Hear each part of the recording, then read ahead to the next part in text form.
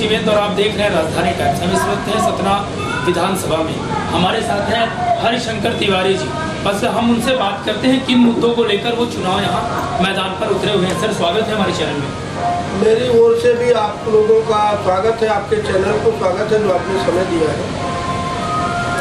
हमारा जो मेन मुद्दा है जी, मुख्य रूप से जो हमारे देश में असमानता है, कमजोर होता जा रहा है और जो बड़ा है वो बड़ा होता जा रहा है। कई बार हमने लोगों से चर्चा की, अपने जनप्रतिनिधि जो हमारे थे उन लोगों से भी चर्चा की कि ये असमानता क्या है। हमारी मूल लड़ाई है जो आरक्षण है। आरक्षण हमारे विचार से, हमारी जो पार्टी है उसके विचार से आर्थिक आधार पर होना चाहिए कि आरक्षण आर्थिक आधार पर होगा तो सबको अवसर मिलेगा। बिल्कुल। यदि ये ऐसा नहीं करते हैं, बार बार पत्राचार करने के बाद भी यहाँ तक कि प्रधानमंत्री कार्यालय से भी कोई रिप्लाई नहीं आया, तो जब ये स्थिति देखी हमने तो हम ये कहते हैं कि भाई रामविलास पासवान जी को, मायावती जी को, या कि जो संपन्न लोग हैं जिनके हजारों करोड़ की संपत्ति है, उन लोगों को आरक्षण की क्या आवश्यकता है। वो लोग आरक्षण जो संपन्न हो चुके हैं वो लोग, उन लोगों को आरक्षण का लाभ नहीं मिलना चाहिए। सभी जातियों में कमजोर लोग हैं जिनकी आर्थिक स्थिति ठीक नहीं है। तो मेरे विचार से ये है कि ये लड़ाई मुझे लड़ना है कि आरक्षण आर्थिक आधार पर हो जाए। मेन आरक्षण के मुद्दे को लेकर आप लड़ रहे हैं। हाँ, दूसरी बात एक और है, जो हरिजन एक्ट जैसा जो मुकदमा बनाया गया SC/ST एक्ट के नाम से जिसे बनते करते हैं, सुप्रीम कोर्ट की गाइडलाइन थी कि यदि कोई व्यक्ति इस तरह की घटना करता है या कि उसके खिलाफ किसी के खिलाफ रिपोर्ट आती है थाने में, उसका कोई क्लास 1 ऑफिसर उस केस की जांच करेगा। यदि वह वास्तव पर अपराधी सिद्ध होता है, दोष सिद्ध पाया जाता है, उसके विरुद्ध कड़ी से कड़ी कार्रवाई की जाएगी। तो मेरे हिसाब से तो हमने कुछ गलत नहीं कहा था। तो जब आप सतना विधानसभा की जनता के बीच जाते हैं तो किन मुद्दों को लेकर जाते हैं? मैं तो मूल रूप से मेरे जो मूल मुद्दे हैं, आरक्षण आर्थिक आधार पर हो, हरिजन एक्ट जैसे मुकदमे में जो सुप्रीम कोर्ट की गाइडलाइन थी उसका पालन किया जाए, गौ कत्ल खाने बंद किए जाए। ये तो मांग है आपकी। हाँ, ये तो मांग कहलाती है। तो भैया तभी लड़ाई तो हमें सबको लड़ाई लड़ना है।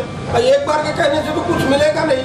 और अभी चूंकि जितने भी लोग यहाँ से चुनाव जीत के जाते हैं विधानसभा लोकसभा में, कोई भी जनप्रतिनिधि जिसको हमारे देश के नागरिक सभी समाज के लोग जिता के भेज देते हैं, वहाँ जाने के बाद उसको छूता तक नहीं है, उस मुद्दे पे बातें नहीं करता है। सतना में आज एक तरफ वर्तमान सांसद और दूसरी तरफ वर्तमान विधायक और तीसरी बात युवा नेता कहे जाने रत्नाकर चतुर्वेदी शिवा भैया, आप उनका कैसे सामना इस क्षेत्र पर करेंगे? इसमें देखिए ऐसा है, धन और बल में वो सभी लोग मुझसे अधिक बड़े हैं, संपन्न हैं। हाँ, ये लड़ाई जो होती है ये वैचारिक लड़ाई होती है। चुनाव जो होता है वैचारिक लड़ाई का होता है। और जो यहाँ की हमारी लड़ाई है, हमारी जो मतदाता है वो हमारे विचारों से सहमत है कि हमारी जो विचारधारा है, हमारी पार्टी की जो विचारधारा है वो अच्छी विचारधारा है। और जो बाकी जो शेष पार्टियां हैं इनकी विचारधारा किसी व्यक्तिगत, किसी जाति को या किसी दल को या किसी समूह को ये लोग वो करते हैं। बिल्कुल। हमारी जो विचारधारा है, हमारी विचारधारा जनहितैषी जिसे हम कह सकते हैं कि सभी व्यक्तियों के लिए जनहितैषी विचारधारा को लेकर हम आए हैं। इसलिए जनता का अच्छा समर्थन मिल रहा है, सभी लोगों का अच्छा विचार है, रिस्पॉन्स अच्छा मिल रहा है। सतना का विकास क्या होगा? और सतना में सबसे बड़ी आपके इसमें विधानसभा में सबसे बड़ी समस्या क्या है जिससे बहुत प्रताड़ित हैं लोग? क्या है वो चीज? मैं तो ये देख रहा हूँ कि सतना की सबसे बड़ी समस्या है यहाँ रोड, नाली, पुलिया, नाला, बिजली, यही सबसे बड़ी समस्या है। इसलिए मिल रही है इसलिए क्या जी मिल रही है इसलिए या नहीं? ये नहीं मिल रही। अच्छा, लोग इसी से अभी तक परेशान। भारत के स्वतंत्र होने के बाद इतनी राशि खर्च होने के बाद भी अभी तक इसी समस्या का निदान हमारे जनप्रतिनिधि जो थे उन लोगों ने के द्वारा इसी समस्या का निदान नहीं हो पाया है। बाकी की शेष समस्याएं तो वो तो बनी हुई है अलग से, बिल्कुल बिल्कुल, परंतु जो मूल समस्या है उसी को वो लोग नहीं ठीक कर पाए हैं। तो ये समस्या तो आम समस्या, इसको तो हमारे लिए अधिक से अधिक 1 वर्ष का समय लगेगा। जहाँ भी बिजली नहीं है, बिजली पहुंचाने का काम हमारा 1 वर्ष के अंदर पहुंचा देंगे। इस शपथ पत्र के बाद 1 वर्ष के अंदर बिजली पानी रोड की समस्या का हल कर देंगे। इस चुनाव में कौन कौन सी चुनौतियों का सामना करना पड़ रहा है आपको? देखिए, इसमें ऐसा है कि भाई वो लोग बाहुबली है, संपन्न है, तो हमें तो ये भी भय रहता है कि भाई हम समय से जाए, समय से आए, कहीं आपराधिक गतिविधियां भी वो ना निर्मित करें, कहीं किसी से लपटवाए भी ना, किसी से मरवाए भी ना, कुछ भी कर सकते हैं। धन और बल उन लोगों के पास हमसे अधिक है। वैचारिक लड़ाई में हमसे वो पीछे है, परंतु अब यह है कि वैचारिक लड़ाई हमको लड़ना है, हमसे किसी से आगे से जाके किसी से लड़ने की आवश्यकता नहीं, हम तो ना लड़ेंगे। बाकी मुझे कोई डर ऐसा है नहीं।